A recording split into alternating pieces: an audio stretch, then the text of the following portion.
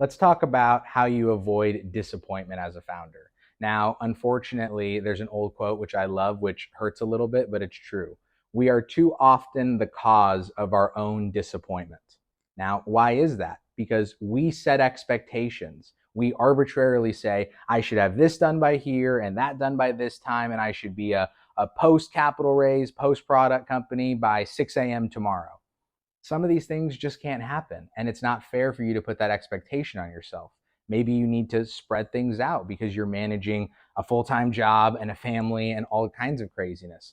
Maybe it's something where you really need to lean in and go, hey, I'm going to set a tight deadline for these three things because they need to be done because of this other deadline. But notice, I'm not running forever, I'm not sprinting forever. I'm not trying to set expectations that are unreasonable. It's about lowering the bar. And it's kind of an odd statement. I heard it on a podcast once before and I just fell in love with it because it's a call to make things easier for yourself that are worth doing, right? That old, if it's worth doing, it's worth doing poorly.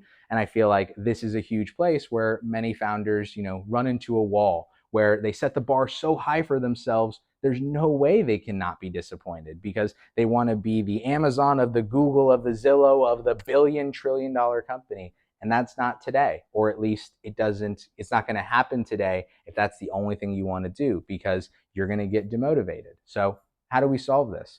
We set goals that are achievable. We set plans that make sense. And if things don't make sense or don't work out the way that we planned, we try to learn from it. We try to understand and we try and figure out how can we make this situation, this circumstance, this problem, whatever we may have encountered, better for the next time. So that way we avoid disappointment and we encourage momentum and we keep progress moving forward. So if you're a founder that is struggling with disappointment, I would encourage you to maybe take a step back.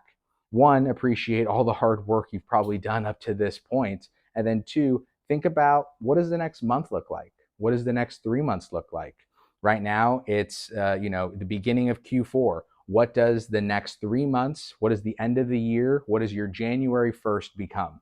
These are reasonable time periods where you can make miles of progress, or you can say you want to circle the planet and end up covering an inch. So I would encourage you, if you're a founder, especially a first-time founder, think about what your goals are, think about what you can see in front of you, and crush it.